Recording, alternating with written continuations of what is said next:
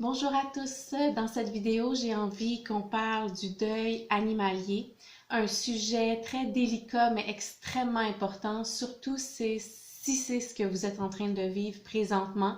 Peut-être que vous avez perdu un animal récemment, peut-être que vous avez l'impression que le deuil vous accable, puis vous savez juste plus quoi faire. Peut-être que vous vous demandez même si vous êtes normal de ressentir ces émotions-là. Peut-être que les gens autour de vous ne comprennent pas complètement ce que vous vivez, ils ont du mal à vous y accompagner. Si c'est le cas, ben, je vous invite à rester avec moi. On va voir ensemble qu'est-ce que c'est le deuil animalier. On va le démystifier. On va regarder des astuces pour pouvoir y faire face avec plus de sérénité. Puis restez avec moi jusqu'à la fin. On va faire une méditation avec votre animal que vous avez tant aimé. Donc, je vous dis à tout de suite.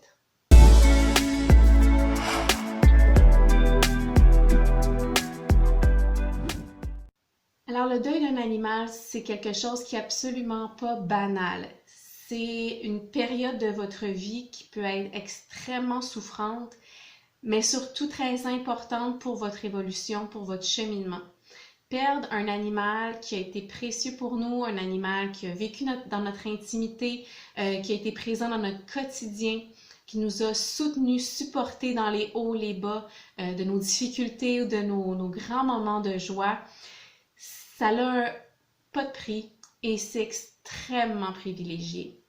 Donc, ceux qui ont eu un animal, qui s'y sont attachés profondément et qui ont dû lui dire au revoir, que ce soit parce que l'animal a disparu, il y a certains animaux qui quittent la maison, qui fuient, d'autres sont décédés plus abruptement, d'autres suite à une maladie.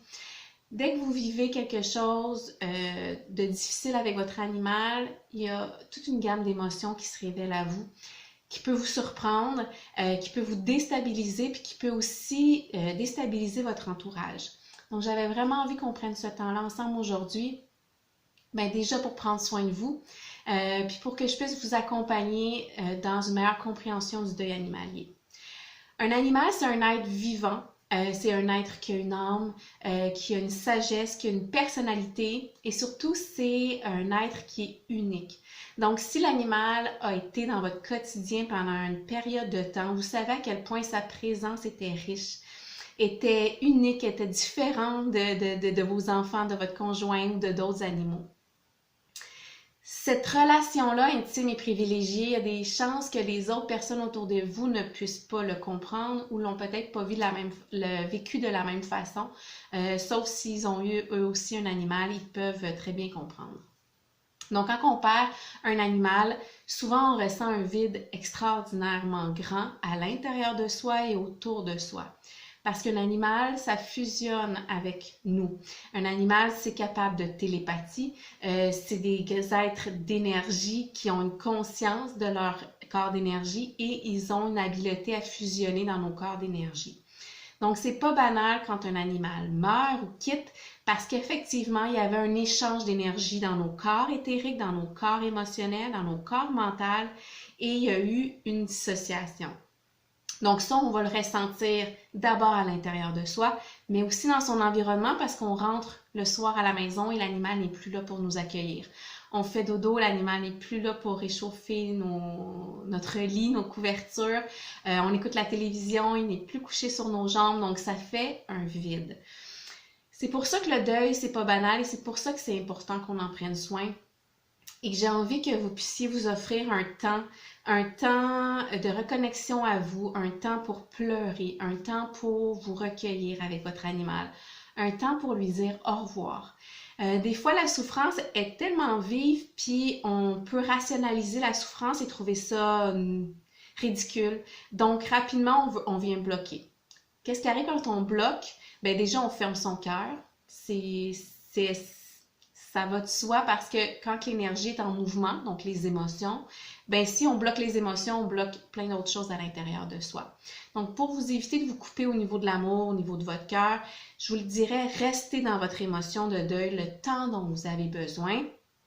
Allez vous recueillir seul dans votre chambre, parlez-en avec des amis. Si c'est trop souffrant, allez même consulter un spécialiste qui s'y connaît dans le deuil animalier. Laissez cette énergie-là en mouvement pour guérir la blessure et ne pas créer de blocage et de frein après à se réouvrir, peut-être à aimer un autre animal ou à en accueillir un autre.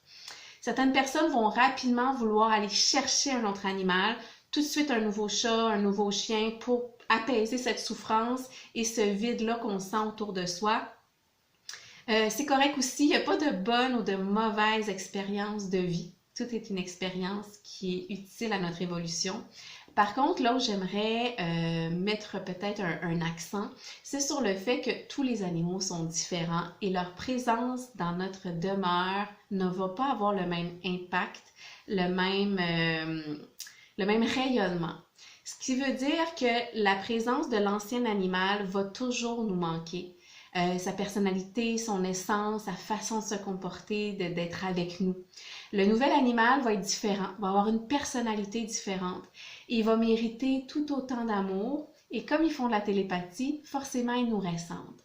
Donc même si nous on a bloqué notre cœur à l'amour ou à la tristesse de notre animal qui est parti, l'autre animal, croyez-moi qu'il va le sentir. C'est un être hypersensible. Surtout si c'est un chat, il y a le travail divin de transmuter des énergies négatives. Donc, si vous êtes dans la peine, dans le deuil, dans la colère, dans la détresse, l'animal va le sentir. Le chien qui est aussi dans la joie de vivre, dans le plaisir, va ressentir qu'on est moins nous-mêmes dans la joie. Donc, le prochain animal qui va rentrer va capter ces basses fréquences-là et va être affecté et va se demander quelle place il peut occuper dans la maison, quel rôle il peut jouer. Et si dans vos pensées, vous voyez encore l'autre animal ou vous le comparez à l'autre animal, l'animal va le savoir. L'animal, il voit nos pensées, il entend, il voit les images qu'on projette dans notre tête, il comprend beaucoup plus qu'on peut s'imaginer. Donc, il va être affecté au niveau émotionnel, au niveau énergétique. Donc, mon premier conseil, ça serait de vous dire, donnez-vous la chance et le droit d'avoir de la peine. Donnez-vous du temps pour respirer dans cette souffrance-là, pour faire un bilan des années que l'animal a passé à vos côtés. Faites des rituels. Je vais vous proposer plein de beaux rituels que vous pouvez faire. Prenez ce temps-là pour vous et pour lui parce que même s'il est décédé, son corps physique n'est plus avec vous, mais son âme est encore là. Et moi, j'arrive à communiquer avec les âmes des animaux décédés. Donc, je peux vous le jurer, ils ne sont pas décédés. Ils sont encore là. Certains vont être encore chez vous, hein, ils vont être comme des animaux errants. D'autres vont être partis dans la lumière. Ça, c'est des choses qu'on peut aussi savoir dans la communication animale. Donc, vos animaux vous ressentent et vous entendent encore, même s'ils ont passé de l'autre côté du voile. Donc, c'est pour ça que c'est important d'honorer cette relation-là d'amour que vous avez avec eux et de ne pas oublier que cette relation-là ne meurt pas lorsque l'animal décède. Et c'est ce lien-là d'amour que moi, je vous invite à honorer, à nourrir, à continuer à nourrir, même s'il est décédé, pour vous aider à faire un deuil de façon beaucoup plus sereine et beaucoup plus sincère. Moi, quand j'étais petite, j'ai perdu un chien très tôt. Mes parents se sont séparés, on a déménagé, le chien a été donné et ensuite, malheureusement, il a été euthanasié pour une maladie aux hanches. C'est ce que j'ai su par après. Et avec tous ces changements-là, je n'ai pas pris du tout le temps de faire mon deuil de cet animal-là. J'ai rationalisé son départ et ma souffrance. Et cette souffrance-là m'est revenue près de 30 ans plus tard quand il est venu le temps d'adopter un autre chien.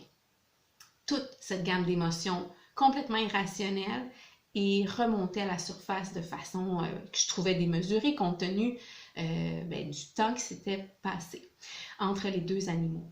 Donc, je veux vraiment insister sur le fait que si le deuil n'est pas bien fait, il reste à quelque part dans nos cellules et il y a des activateurs qui vont le faire émerger dans plusieurs années plus tard. Il y en a qui ne voudront plus jamais avoir d'animaux, ce qui serait vraiment dommage.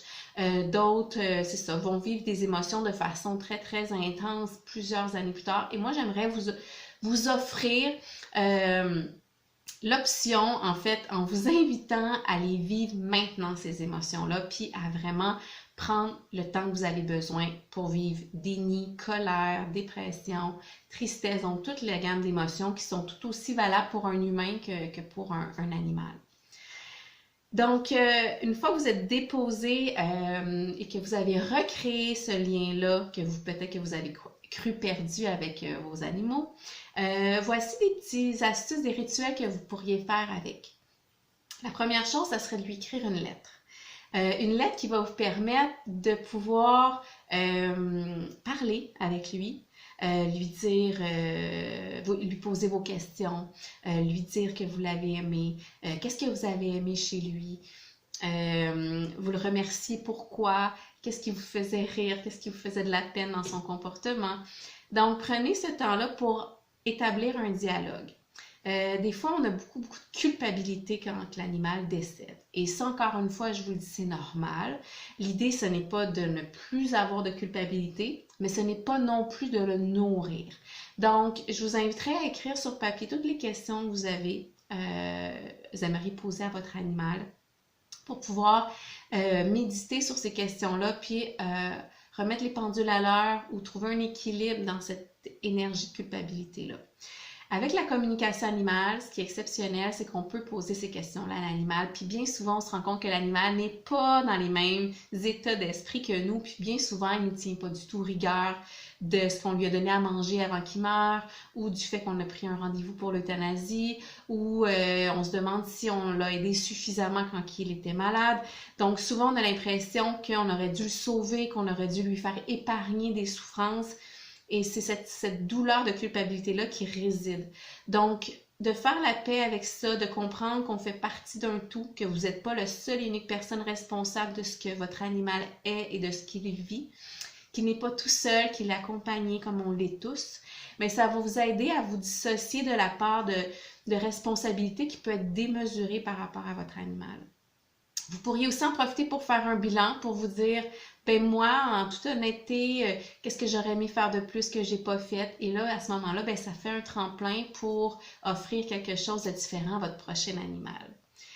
L'important, c'est de rester dans l'amour de vous et l'amour de votre animal. Si vous vous culpabilisez trop, si vous tombez dans la colère, vous allez couper ce lien d'amour déjà avec vous-même puis avec votre animal et c'est pas ce que ni l'un ni l'autre désire. Donc, je vais vous inviter à prendre le temps de respirer dans cette culpabilité-là, d'honorer vos émotions puis ensuite de les laisser partir. Si vous désirez une communication animale pour poser vos questions à vos animaux, ça va me faire vraiment plaisir. Puis vous allez voir, vous pouvez être très surpris par ce qu'ils pourraient dire par rapport à ça. Ensuite, vous pourriez déposer les cendres de votre animal sur un autel, dans la maison. Vous faites un petit lieu sacré avec des bougies ou avec des choses que l'animal a aimé, ses jouets préférés ou des petits vêtements. Et là, vous avez un lieu sacré où vous honorez son vécu, son histoire avec vous, puis où après ça, vous honorez également son voyage, son départ. Et ça vous permet d'avoir un lieu pour aller vous recueillir quand ça va pas. Donc, vous asseoir devant le petit hôtel, méditer, respirer, écouter de la musique douce, pleurer. Donc, vous avez un espace pour vous envelopper de son énergie d'amour. Vous pourriez également mettre du basilic dans la maison. Le basilic, c'est une plante qui a aussi une âme, qui a aussi des vertus thérapeutiques, mais également des vertus énergétiques. Et le basilic aide les défunts à traverser dans la lumière sans être interceptés par des énergies négatives. Donc, vous pourriez mettre du basilic dans votre maison pour aider votre animal à traverser dans la lumière dans les meilleures conditions.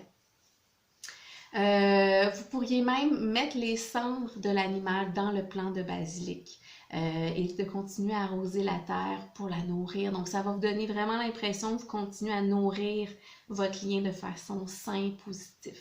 Vous pourriez faire des activités que vous aimez.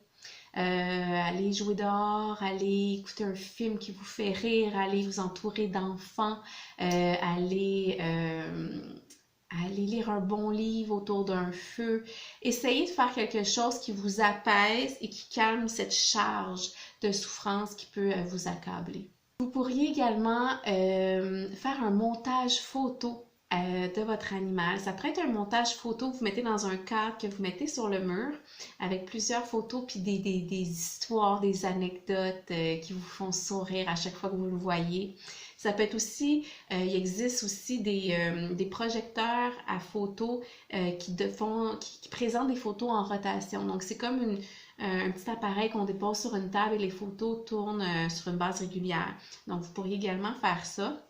Donc, c'était mes petites suggestions pour vous aider à honorer l'animal, à le respecter malgré son départ, à vous respecter dans ce que vous vivez aussi. Et je tiens à dire également que c'est possible d'accompagner l'animal dans la lumière quand il traverse le pont de l'arc-en-ciel ou le voile. Et on peut le faire également en étant accompagné et ça vous redonne un pouvoir personnel. Vous avez l'impression que si l'animal était peureux, des fois on a des animaux qui sont comme des jeunes enfants qu'on a beaucoup protégés et là, le fait qu'il soit parti, l'animal peut avoir peur. Donc, de l'accompagner jusque dans la lumière, ça peut être également quelque chose qui va autant vous faire du bien à vous qu'à l'animal. Parce que comme je vous expliquais, la conscience de l'animal ne meurt pas, même si son corps décède. Donc, il y a plusieurs choses qu'on peut faire pour que le départ se fasse en douceur, mais surtout graduellement. Donc, j'aimerais ça maintenant qu'on prenne quelques minutes ensemble pour faire une méditation pour pouvoir recréer ce lien avec lui, puis lui dire merci et au revoir. Alors, je vais vous inviter à fermer vos yeux.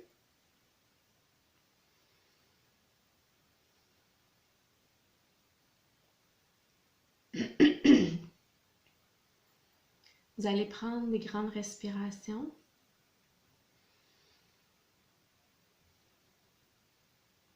Puis, vous allez imaginer une belle bulle de lumière jaune. Donc, vous pouvez visualiser cette lumière à l'intérieur de votre troisième œil. Et cette lumière jaune prend de l'expansion et vous enveloppe complètement de chaleur. Puis, vous allez imaginer, toujours dans votre troisième œil, votre animal. Donc, vous voyez l'image de votre animal qui apparaît à l'intérieur de votre tête. Et là, vous vous connectez avec votre chakra du cœur et vous envoyez cette bulle de lumière jaune jusqu'à votre animal.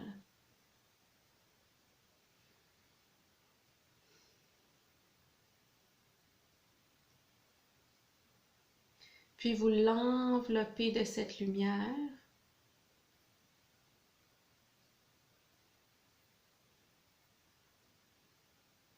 Vous pouvez imaginer que vous le serrez dans vos bras.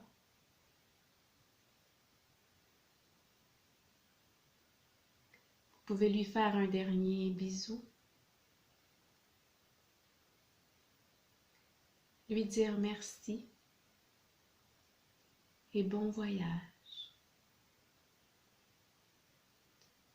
Vous pouvez rester dans cet état-là pendant plusieurs minutes, tout aussi longtemps que vous en avez besoin et vous sentez que votre animal en a besoin. Et quand vous vous sentez prêt, vous revenez à vous-même et vous l'invitez à partir. Donc, vous pouvez faire ça pendant plusieurs jours, un rituel que vous pouvez faire régulièrement pour vous reconnecter à votre animal et à son énergie et à lui envoyer énormément de lumière et de chaleur, puis à rester dans cet enveloppement-là, l'un et l'autre ensemble pendant de longues minutes. Et ensuite, vous le remerciez et vous le laissez partir. Donc voilà, j'espère que ça sera des exercices qui sauront vous apaiser, mais surtout vous permettre de maintenir ce lien privilégié que vous avez eu avec eux et pour pouvoir éventuellement accueillir d'autres êtres de lumière qui viendront se joindre à vous dans votre intimité. Je vous dis à bientôt dans une prochaine capsule vidéo.